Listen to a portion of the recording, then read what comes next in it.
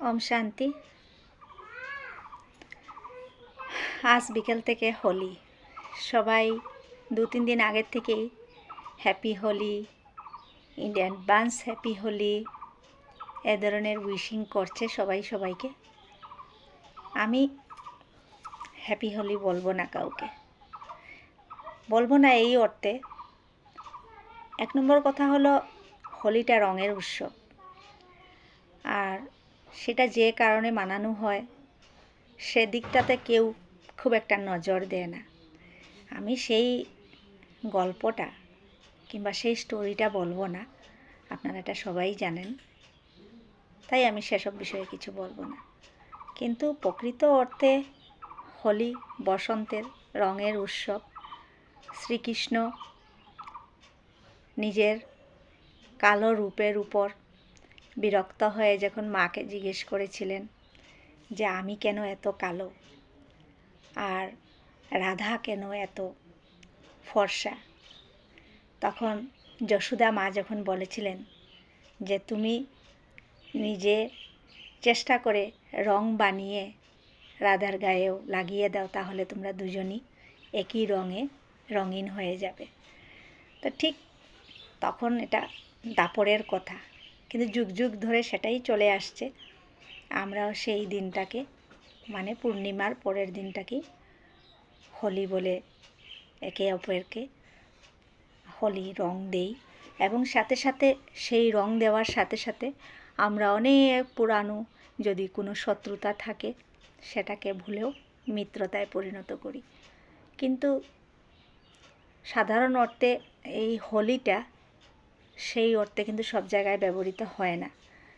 এটা যেন একটা চান্স নেওয়ার চেষ্টা করে, যেমন মানে কে কাকে, এমনিতে জেনারেলি তো কেউ কাউকে টাচ ছুঁতে পারবে না, ছুলে মুশকিল আছে, অনেক কিছু হয়ে যেতে পারে। এই হোলিটা একটা যেমন ইন্ডিপেন্ডেন্টলি একে অপরকে টাচ করার জন্য একটা বিশেষ একটা উৎসব। যে অর্থে হোলি যে একটা আমাদের স্পিরিচুয়াল, আমাদের ঐতিহ্য, আমাদের হিন্দু শাস্ত্রের ঐতিহ্যের মধ্যে এটা আছে, তাই আমরা পূর্ণিমাতে ঠাকুরের চরণে যে ঠাকুরকেই মানি আমরা রং দিই। তারপর গুরুজনের চরণে আমরা রং দিয়ে, আবির দিয়ে, তারপর আমরা একে অপরের সাথে রং দিয়ে আলিঙ্গন করি। কিন্তু সাধারণ অর্থে এখন সেরকম চলে না। সেটাতে মাতাল হয়ে কে কোথায় যাবে, কি করবে, কে কাকে রং লাগাবে, যেন একটা বিশ্রী ব্যাপার। আবার কখনো কখনো এরকমও হয় সেখানে অনেক ধরনের দাঙ্গা হাঙ্গামা, মারপিট, কেউ লাগাতে দিল না তাই সেসব নিয়েও অনেক মনোমালিন্য, তোমার অনেক বেশি প্রাউড হয়ে গেছে, তুমি এত ঘমণ্ডি, কত কিছু বলবে। তাই আমার এই উৎসবটা আমার একদমই ভালো লাগে না। তাই আমার যেহেতু ভালো লাগে না, আমি রং খুব পছন্দ করি, খুবই পছন্দ করি। রঙিন শব্দটাও যেমন আমার পছন্দ, রঙিন জীবনটাও আমার ঠিক সেরকমই পছন্দ। কিন্তু তবুও যেহেতু আমি হোলি খেলি না, পছন্দও করি না, আর সেই রঙিন সেই দিনটাতে যে এত বিশৃঙ্খলা একটা পরিবেশ সৃষ্টি করে, সেই পরিবেশটাকেও আমি পছন্দ করি না। আর বিশেষ করে এইবার রং খেলা নিয়ে যারা বেশি উদ্যোগী সেটা হলো আমার হাজব্যান্ড, আমার ছেলে, বড় ছেলে। এরা দুজনই এখানে প্রেজেন্ট নেই। তাই যেহেতু এরাও প্রেজেন্ট নেই, রং খেলা নিয়ে এদের একটু মাথার ব্যথা। রং খেলাতে অনেক কিছু করতে হবে, আয়োজন, এদের সবসময় মাথার ব্যথা থাকে। তাই এরাও যখন এখানে নেই, তাই আর হোলি টোলি আমার কাছে হ্যাপি হোলি নয়।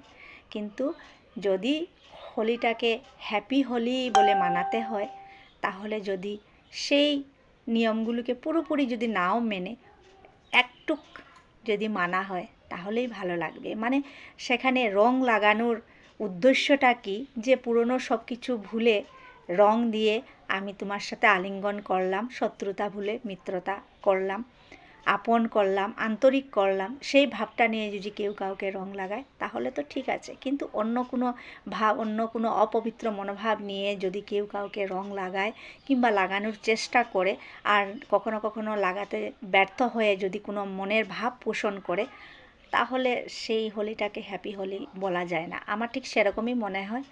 আপনাদের কি মনে হয় বলবেন একটু।